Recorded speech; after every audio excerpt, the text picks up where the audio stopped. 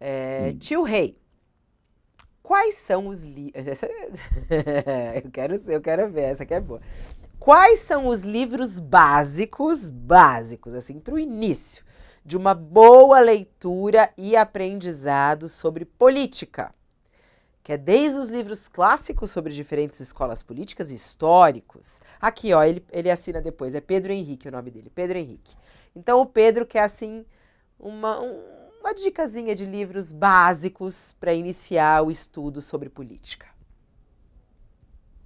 Para iniciar, veja só, para iniciar faz supor ali que são, digamos, uma coisa meio primeiros passos, isso eu não saberia dizer. Eu vou te dizer os livros que eu considero essenciais para entender a política, né? Em todas as suas dimensões. Não são exatamente livros de leitura fácil, mas são livros de leitura necessária, né? Se você falar assim, é assim que um adolescente começa, não, isso eu na área de política eu não tenho pensado, mas vamos lá, pessoas adultas que gostam da leitura, que se preocupam com isso e, portanto, querem entender como funciona a política. Tem de ler O Príncipe de Maquiavel, é absolutamente obrigatório, porque ali estão colocadas circunstâncias que são, a partir de eventos de época, ele estabelece conceitos, marcos, estruturas de pensamento, né? E essas estruturas de pensamento que estão ali são fundamentais para entender a política em qualquer tempo e ainda hoje, né? Então, O Príncipe de Maquiavel é fundamental. Não é fácil ler, é bom deixar claro. Se tiver alguma tradução mais moderna, com uma linguagem um pouco mais modernizada, sem, no entanto, ferir o conteúdo, é importante. De preferência, pegar alguma edição que tenha notas de rodapé, explicando algumas circunstâncias que estão ali, que muitas vezes são incompreensíveis, mas ficando atento, ao conteúdo, aquilo que está sendo dito, ao pensamento que está ali, né? E aqui só uma nota à margem, né? A frase os fins justificam os meios, né? Maquiavel, por exemplo, nunca disse isso, isso não está no Príncipe, isso é uma mentira, isso é uma corrupção daquilo que está no livro, né? Ele nunca disse que os fins justificam os meios, ou seja, se você quer um determinado fim, não importa o que você faça para chegar lá. O Maquiavel nunca disse isso, nunca recomendou isso, né? O que ele diz, sim, é outra coisa. Ele diz que o vulgo, como ele chama o povão, não se pergunta a quais meios o príncipe recorreu quando esse vulgo aprova os fins.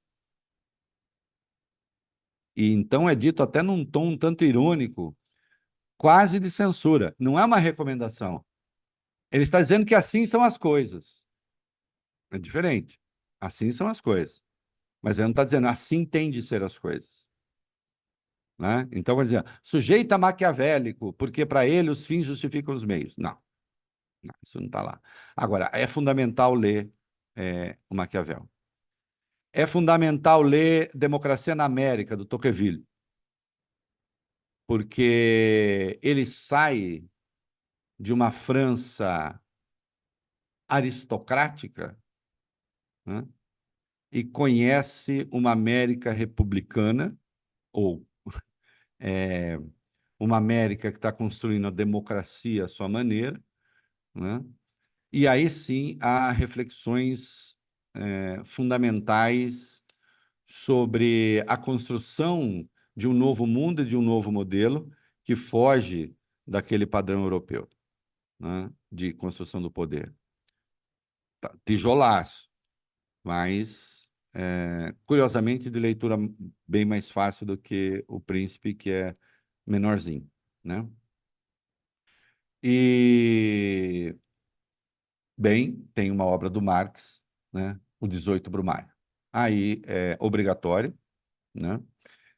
Que trata, é a obra que trata de um golpe de Estado, né? É o golpe de Estado que dá o sobrinho do Napoleão original, né?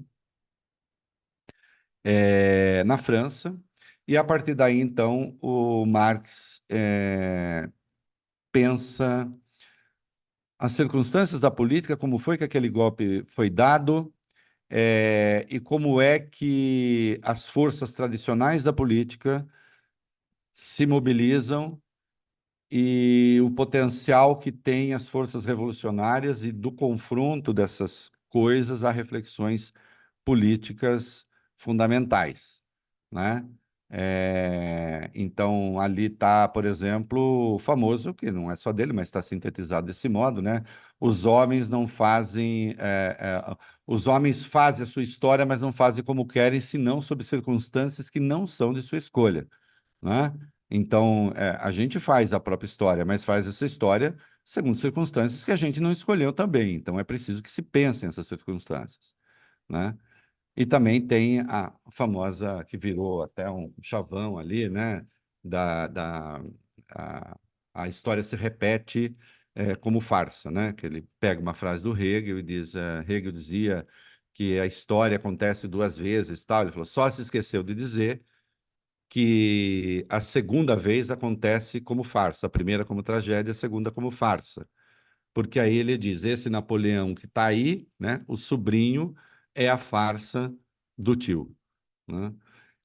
São três livros essenciais para entender política. Por que são essenciais para entender política? Porque as circunstâncias que você vê na vida pública de qualquer lugar, você encontra, a rigor, aquelas ocorrências, você as encontra pensadas nesses livros, não, claro, aqueles eventos, mas coisas muito parecidas, estruturas muito parecidas, e que ali tem reflexão desses três fabulosos autores, né?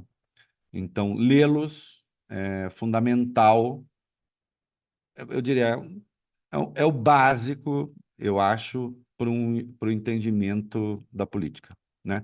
Para o entendimento da política que não seja a política entendida como religião, como né, fanatismo, né? A política entendida como o jogo do poder, sem a qual nada se faz, nada se estrutura, né? Daí que todo ódio à política, no fim das contas, é um ódio à própria civilização, né? Porque inexiste civilização sem política, né? Já falamos aqui, né? Onde há duas pessoas, já há política, não é isso? Onde há uma pessoa, a política é desnecessária, embora certamente essa pessoa que não veio do nada tenha em si internalizado a própria política, né? Muito bom, o pessoal gostou Puxa aqui. vida! Foi, não, foi uma aula muito, muito legal. Não, muito legal. Eu acho que esse ponto aí, essas perguntas que vão chegando são muito bacanas. Outras tantas chegaram aqui e eu peço para que você guarde essa pergunta para quarta-feira, porque estaremos de volta aqui com toda a alegria Sim, estaremos de volta aqui com toda alegria. Muito para bem. nossa turma. Reinaldo Azevedo, uma boa semana para você. Beijo Um para todos. beijo. Até. Até. Tchau.